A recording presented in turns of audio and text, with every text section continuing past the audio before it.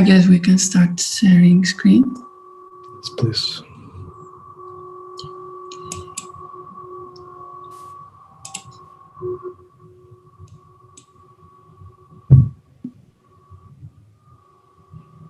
I don't see the screen. Am I sharing the right screen? You're scared. You're sharing it. You just need to go full screen. Okay.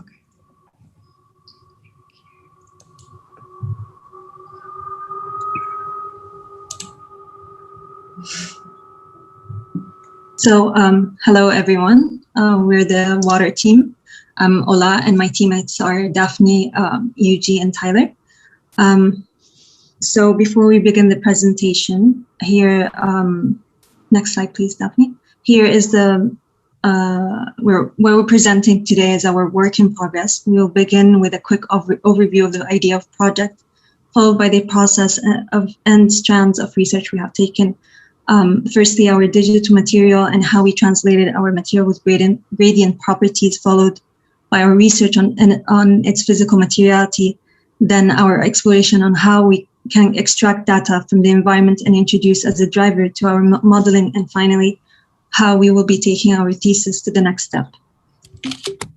So our research on the elemental water led us in exploring the different water phenomena existing on Earth, the forces that are developed within them, and the constant and or unpredictable environmental factors to the smallest scale of the intermolecular. Water in the environment, as we all know, performs a cycle of evaporation, condensation, precipitation, which as an environment gives an opportunities how these elements can participate. Our strategy in exploring water as a matter was looking at it in its molecular level and created phase change model as a digital material that depicts the radical manifestation of water in its three states: the liquid, the ice, and the gas. The main driving force of the phase change is the temperature, which dictates the behavior of the particles and their bonds. And after iterations of the phase change, we were able to extract information to begin formulating our digital material. So when we speak to what actually water is as an elemental to us, we realize that water exists in abundance, almost 97% on Earth, and can continue to exist in abundance in a form of cycle that actuates a process of an energy cycle in a self-sustained system. In other words, a life supporting system that sustains life. The question posed here is, how can we use this element to sustain life? The answer is simple. Because water exists in many forms on Earth, it enables the basics to sustain life, which are harvesting, storing, and creating a living environment and architecture that would sustain and nourish. We believe that water can create and shape an urbanism that enables and tailors an everyday life. An urbanism is built under the concept of phase change and a harvesting energy and resource from all water phases. Each phase change plays a role in creating and sustaining life. We can imagine an archipelago of interventions proposed to extend the possibilities of leisure, research, rehabilitation, trauma, and institute arts and sports, proposing a new form of a meditation tuned with the time and place and phenomenological existence. The aim is to create a porous environment to enable harvesting resources from phase change through different processes. We have developed several processes that will act as a system in creating sustaining life. The first process is evaporation, inspired by the formation of clouds. Clouds possess the ability to store and move water. Here, water as a material is evaporated and turned into clouds that can be directed and controlled. The second process is freezing. Freezing could be considered as an expansion mechanism and as a material that provides structural stability. This process, which involves evaporation, a process that cools the environment and decreases elasticity. Inspired by the desert beetles from nature, this system through condensation process enables harvesting. The system would adopt a material that possesses hydrophobic and hydrophilic system. The hydrophobic bumps attracts droplets of water in the atmosphere and surrounding environment, and the hydrophilic groups would then collect and accumulate the water. Desalination is another process we would adopt to harvest water, which takes salt water from the ocean and distilled using solar heat. The evaporated water is then condensed and collected using a net membrane, and salt is deposited as a byproduct on another membrane. The salt is then used for structural purposes through salt growth. Finally, our last process would be a responsive, expandable material that resembles a balloon-like material that would swell during rainwater collection, and the system would store this collected water. So the aim here is to merge and hybridize all the processes we've presented that to extract, harvest, and store water to sustain life, and the idea of living with these three elements while using an instrumentalized multi-material process. What is a multi-material? The main benefits that we could have from a multi-material strategy is that it can customize structural rigidity. It can create variable material responses to structural, environmental, and aesthetic criteria all at the same time. It can revolutionize the design process. It is efficient and cost-effective design and construction method that will bypass procurement, coordination of manufacturing and contracting trades. And finally, it institutes the architect's responsibility as a master builder. Architect has full control of the construction process through fusing materials.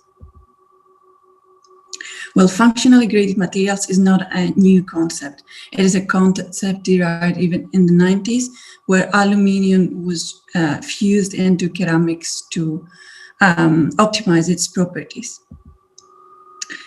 These are a few contemporary approaches towards multimateriality. It's worth mentioning that graded materials, of course, exist in nature. The squid beak is one of the hardest organic material known, variating its heating substance, water, and dark beak pigment. It manages to create a gradient that ends up to be 100% stiffer, 100 times stiffer on the tip of the beak. So let's think of space as manipulating and varying local material properties, how we can engage with that. There are three levels in our approach in exploring water as a material, which frames the workflow of taking digital to the physical. Taking advantage of water gradient properties as we move from ice to gas, regarding flexibility, elasticity, volume expansion, density, and transparency, we aim to build a digital material based on water with gradient, which exhibits gradient properties. In nature, water provides invisible support, and its function is structural, mediating between the internal chemistry and the external environment. For the past decade, the additive manufacture of hydrogel has become a rapidly evolving technique to produce nano-feature biocompatible tissue scaffolds for tissue engineering purposes. This water-based fabrication holds potential applications for fully recyclable products or architectural parts with graded mechanical, optical, and environmental properties such as water storage, hydration, and use shape change, or full disintegration over time. Based on the Rayleigh-Taylor stability, we test how two fluids of different densities fuse on each other under different conditions, how the shape of the container influences the fusion. What happened?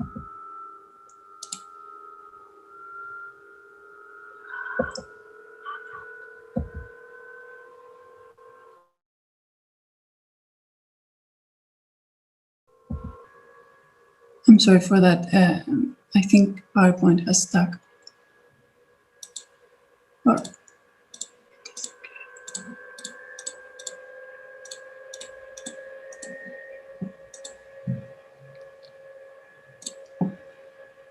I'm sorry.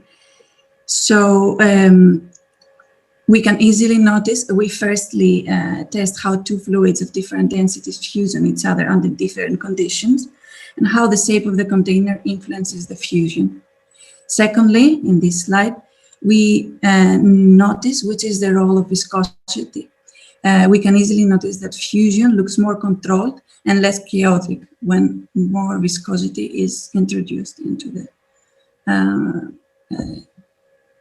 cyan fluid.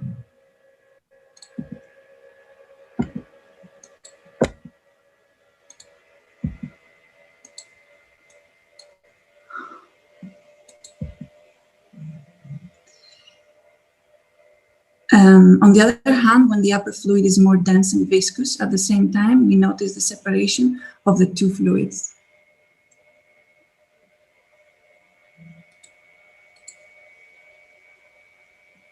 Which could be also an interesting property, as it seems that viscosity could also act as a hydrophobic property.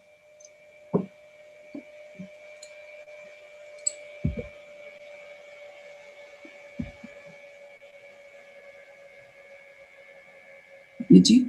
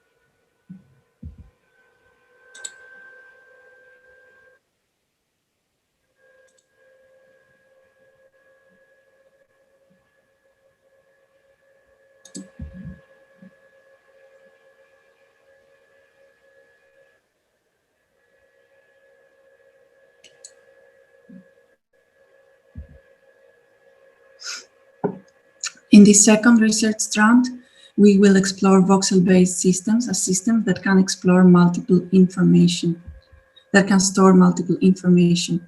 MRI scanning was developed based on voxel technology. We could easily notice that it transformed the idea of body from a mechanical system of organs and joints to a physiological thinking of distribution of substances. The technology of MRI scanning depicts information through a density mapping. What we have here is a property representation instead of a boundary representation. So how can we engage materiality on the data level? There are two main data sources, environment and humans, that we should consider. We can use fields of data to manipulate and distribute properties in space. Data related to the environment and the phenomena could be temperature, pressure, gravity, fields of air, or magnetic fields. On the other hand, we can extract information from geometry using curvature, temperature, tangent vector fields, or a normal vector field. The next question that arises is how we can instantiate a property. We use these three simple examples using temperature or pressure map normals and gradients. We question like, which is a valid way of isolating a property. Ranges in color can connote ranges in temperature or pressure, and it can be translated to density of material. Through extracting data from a normal, to a density of materials. Through extracting data from a normal and scalar temperature field, we suggest a system that grows as it gets hydrated, increasing at the same time its elasticity and softness. This can be used to store substances and capture water at the same time.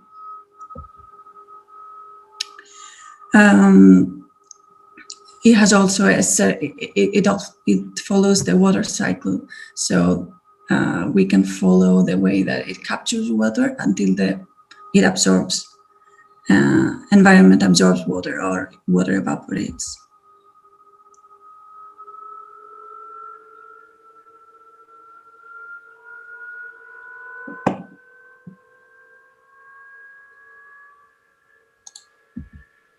Varying directionality in the material can affect also how we repel or attract water. Again, following a functionally driven growth. And we could at the same time extract data from a gradient field, which points out the extremes of a system, the gradient descent and the gradient ascent.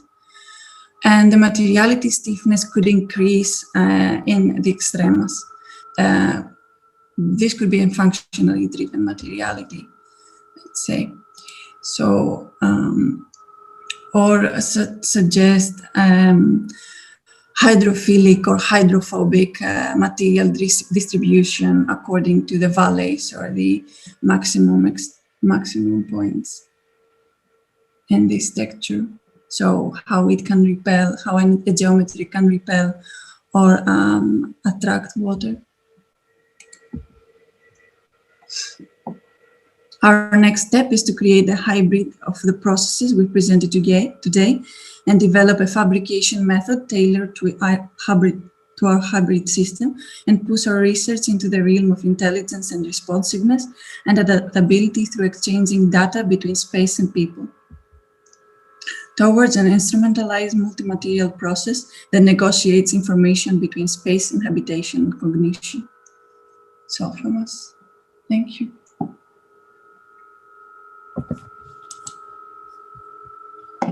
Okay, guys. I think that there are some moments of the presentation that are quite sharp and quite clear what you guys are working on in terms of a kind of research methodology and some of the implications towards it. But I have to say that that's also complemented with a certain vagueness of what architecture in your context is. And I mentioned that because, there's an appearance of walls and columns as a way of qualifying some kind of architectural response into some kind of discrete elemental thing at the end of, let's say, all of that temperature research and some of the kind of unity-based work, which I think is, honestly, from my side, not necessary at all, because I'm not necessarily sure how that somehow is a response to some of the aspects of harvesting or some of the kind of spatial ordering or self-organization that somehow is a byproduct of these kind of self-sustaining architectures. So I think my general feeling is that it's important for you guys to come to terms with what it is that you guys are going to be designing and testing. Like, I think you have developed a series of strategies for that. And I think with some of the experiments and some of the notions of the different phase changing and how that kind of also implies a kind of multimateriality process outside of the kind of stiffness or kind of, volumetric kind of definition of, let's say, finite space. There is an aspect of atmosphere which is very important in terms of, for example, speaking about harvesting in a more explicit way, like harvesting things out of air or harvesting things in a concept of desalination, have very different kind of material contingencies that can be redeployed. So I think the prototypical aspects of on-site in your case is really about access to certain resources and how those are managed within your strategy. So the hydrogels, for example, as a water retention, I think you guys have done some studies in terms of some of the experiments to show how that potentially speaks to different aspects of release and evaporation and has implied ideas of cooling and other kinds of aspects. But I think you can be much more direct about this kind of architecture of a well-tempered environment, kind of, 2.0 idea, using the kind of elemental and almost a primitive in a much more symbiotic way. And I think that those can start off with, applying some of your simulations and the implications of that with discrete kind of spatial orders. And they can start from primitives just to see the impact of the individual kind of discrete space and its relationship to others. And when we speak about models of hybridity, I think that those have to be, localized in terms of how those spaces actually operate in a hybrid way, not necessarily just in a kind of fused manner in terms of like access or in terms of, coherence in terms of larger kind of collective superorganisms that you guys could be working on.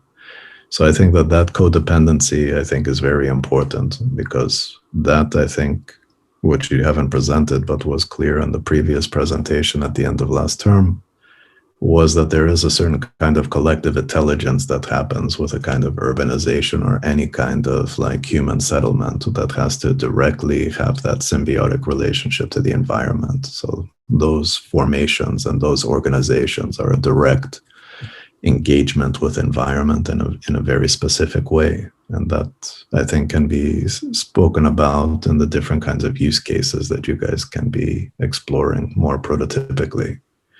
But I think that there's been good progress in some of the translations. I also think the Unity work in 3D at the moment is not really being spoken to as a kind of volumetric kind of playpen in which you guys are working in. So I see a huge possibility of seeing that much more as this kind of flux room. And even, Patrick and Zara had curated a show called Latent Utopias, and it's a different kind of project altogether, but someone like Jesse Reiser and Nanako Umamoto developed a project called Flux Room, which you can have a look at, which was kind of indexing simulation and that translation into tangible, let's call it real world installation. The reasons for that is to try to understand what parts of your project are really exploring simulation as like a translation through a material manifestation, like some of the multi-material processes, versus seeing simulation inherent in that as actually all of the kind of atmospheric strategies, like a weather system that is working within the architecture to somehow, in some sense, create the resources that you're speaking to. I also think it's important to declare possible kind of context that you could intervene in, because I think the dependency of the gradation of how much water is accessible at a particular area, if it's a water-based urbanism or if it's on land, has potential radical differences in terms of how you would think about those proxy objects or those proxy spaces interacting with each other, to kind of give conditions of environment that maybe are slightly different through the plasticity of, let's say, ground versus kind of a water-based urbanism. Or, for example, the notion of humidity and evaporation and cooling versus, let's say, more extreme environments that have already kind of radical temperature differences. Or, there are many different ways. And I think because we're not targeted to a scenario, I think it's important to use the kind of computational platforms to be able to version different implications about how, let's say, some of these proxy spaces would respond in those different environments. Does that kind of make some sense?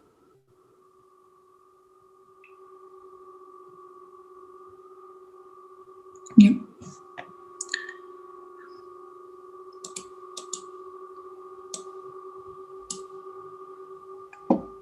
Pierre, Patrick, Sajay, are there any comments?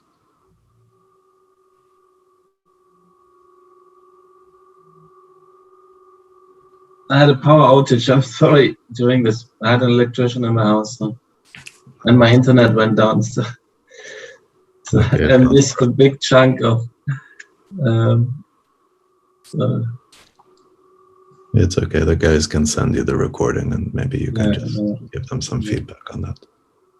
Yeah, I Sajid. think to me, I think I've seen many interesting aspects, and I agree with Theo. Like some parts of the presentation are very sharp and, in a way, showing like interesting potentials, moving towards something quite novel in some respects.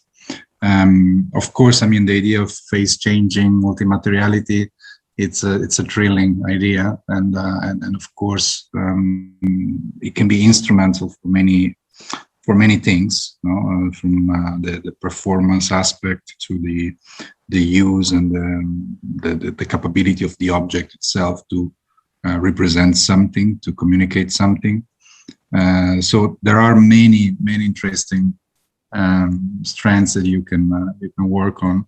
The project is not yet, I mean, it's very embryonic. It doesn't yet show clearly what is the main trajectory. And I have difficulties to visualize what could be the outcome of it. I think that the idea of vector field is useful and instrumental.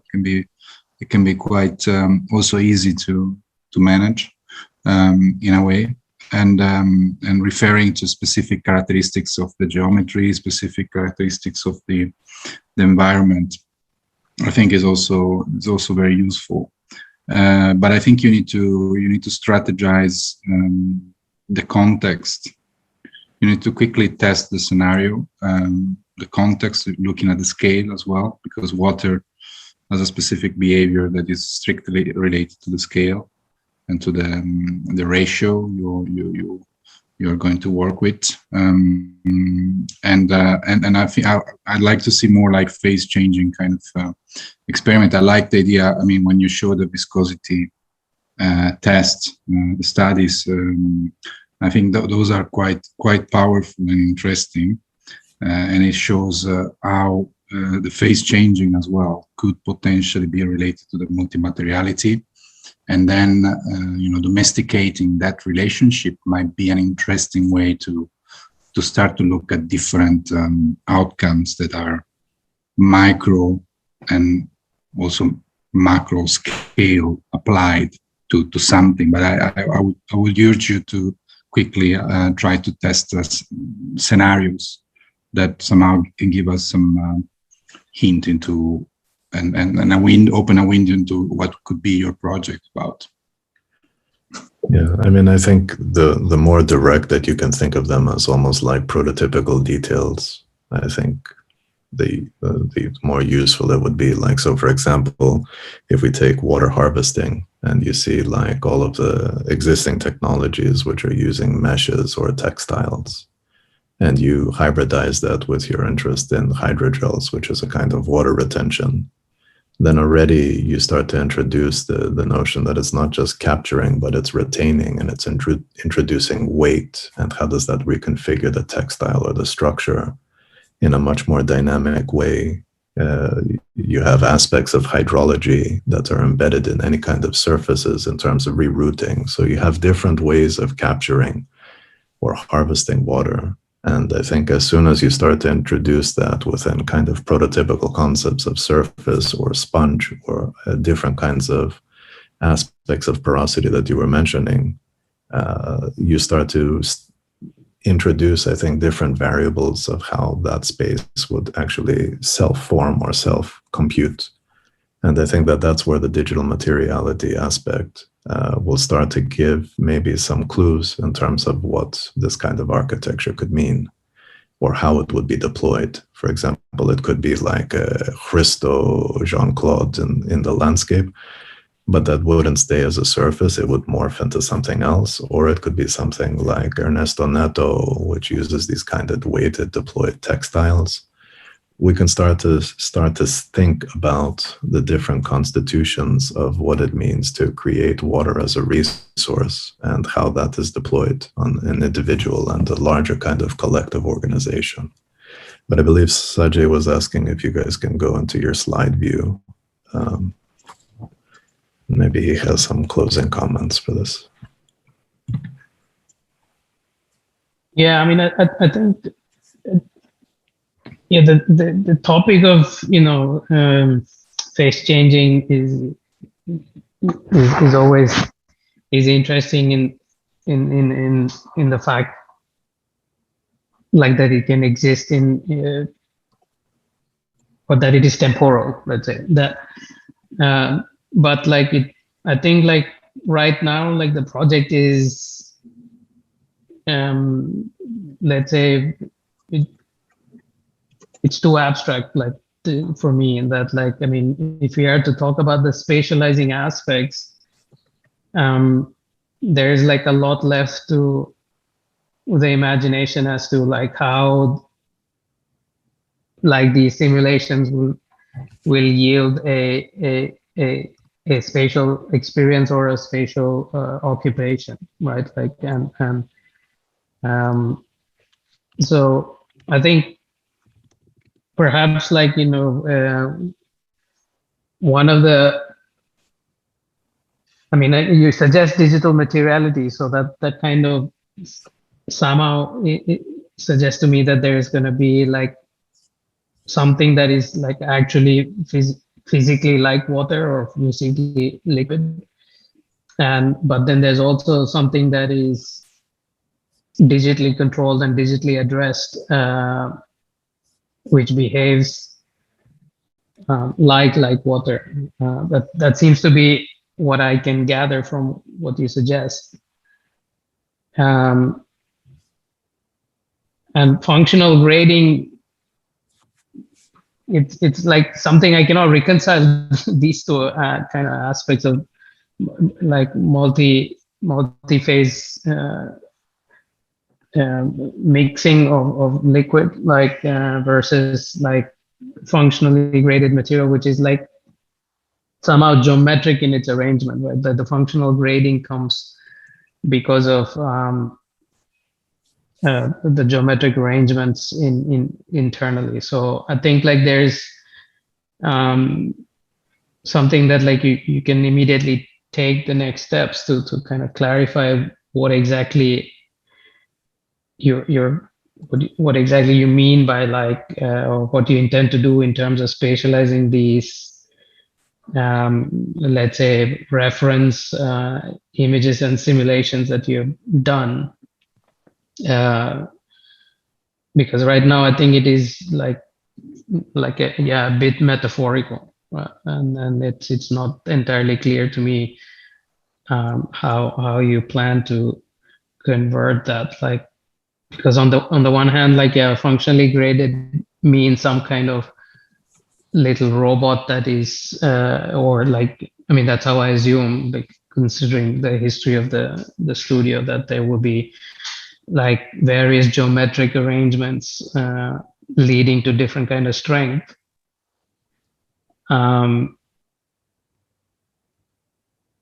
But like, yeah, like I think like you need to take that first tangible step and say, this is our robot, which is digitally addressed and digitally controlled. Yeah, I think the one thing, Sergey, I don't think the default of like the history of the studio in terms of like translating this into mechanical or soft robotics is necessary the path forward. I would say your point about the fluid mixing stuff doesn't have a direct correlation to that at this stage in any way. And I think they had some other examples, because we met yesterday, of, hydrogel placement and so forth. And I think that specificity in terms of its material deposition strategies, I think, is important. Maybe one scenario, just to reinforce, is, for example, if you took the desalination as a strategy, that extraction of salt, can that be reused in a meaningful way as scaffold or something else? Or a printing process? I mean, we talked a little bit about kind of coral printing and other kinds of things that can somehow be extracted and utilized in different kinds of ways. I think the functionally graded materials, I think, is more about introducing a kind of performative aspect that goes beyond, let's say, on-site materiality. And I think the main driver of using water is the concept of sustaining life is primary in terms of the studio. And I think the technologies that people have used have been sometimes amazingly primitive, but have high performance, and particularly in the use of textiles and other things. I think that direct access to some of those things to demonstrate that and to see how then that could translate into an architecture, I think is an easy process to do as a thought experiment. And that kind of opens up, textiles and architecture and orientation, and then capturing that stuff. And we can start to discuss what that is. But I think that there is also a translation about what we're simulating.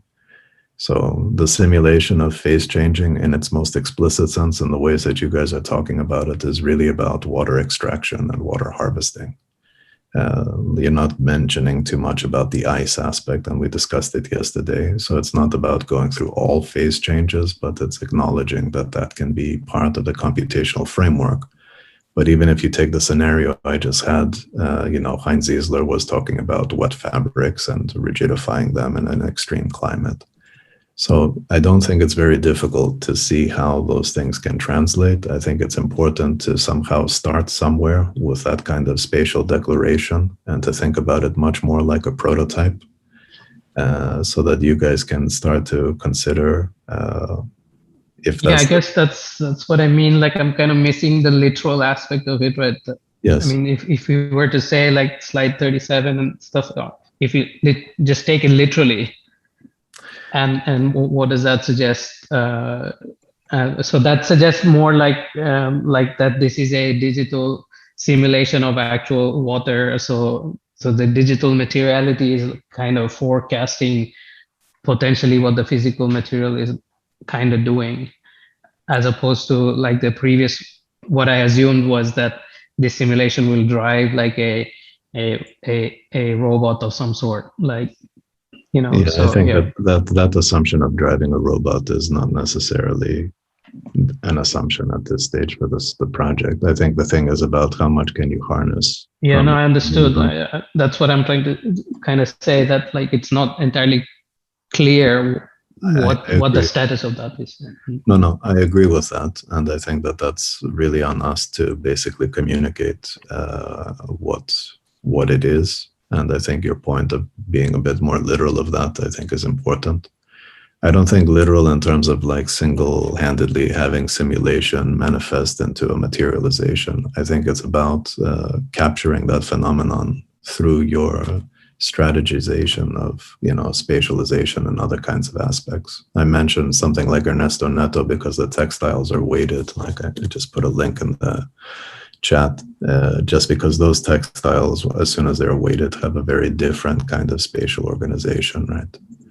And I think in your case, it's about trying to do the most with that, and using some of those examples like we were looking at in Africa in terms of the water harvesting and the amount of gallons that are extracted, and seeing that as being inherently part of the architecture, not just creating a step well or a repository of water in a traditional sense, I think is also important, because then the release, the evaporation, the cooling aspect, all of that stuff starts to become part of reconsidering like the M&E of this kind of architecture, which is not an engineering thing, but it's much more holistically embedded within the taxonomy of the actual architectural volumes themselves. So I think of it much more like that. And I think your intuitions are there, but I think there's a little bit of a reluctance to just kind of work on it directly. And I think that's the goal of this term, is to make that much more manifested and very direct. But I like some of the implications of some of the simulation work. I just think, like, instead of superposing that now on a sculpture, I think try to see how you can create volume, and how that volume with gravity and weight displacement can actually somehow be rearticulated, so that we see that plasticity as being something that's controllable in an inexact way, but is very behavioral, so that we understand actually how the architecture is working, and even release of moisture and stuff like that. That's where the multimateriality, I think, is important. So this isn't just a process that's just left to choice of material, but it's something that's inherently about the relationship between the humans, the use cases, and this kind of architectural environment.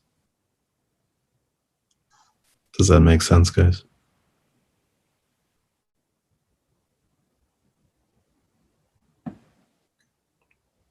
Definitely, I think. Yeah, it totally makes sense. We understand all the comments.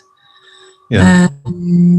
Thank you for the comments. But yeah, we totally agree, and it's this direction that we want to push now, and to become much more. We explored techniques, we explored our tools, and the way that we can handle our information in terms of creating a multi-material and relating that to phase change. And now we have to be much more specific and build a scenario, I think. Yeah, I think that there's a lot there. It just needs to be targeted, and it has to be given legibility in terms of also the constraints. As soon as you take a couple of these decisions, it impacts the cycles. And as long as you see this as an architecture that's very cyclical in nature, and you start to see what that impact has spatially, then you start to speak about other aspects of what's happening. And, in terms of other technologies, we've talked about hydroponics, we've talked about other kinds of things. So we need to understand how the architecture somehow embeds this within the process of its structuring. And I think that there's an intuition there that's not coming across, but maybe I have a little bit more access to it because we've had a lot of conversation in that sense. But I think that should just be thought about as prototypically deployed, and we start to see simple things like weight and displacement and organization having an impact. And I'm not suggesting that this has to be a textile first project, but it seems like the most direct way of thinking about the water harvesting is to utilize those existing examples and redeploy them in a way that now starts to hybridize it just by the notion of retention and hydrogels, and designing a kind of composite strategy that's already hybrid to begin with, and see how you can deploy that stuff.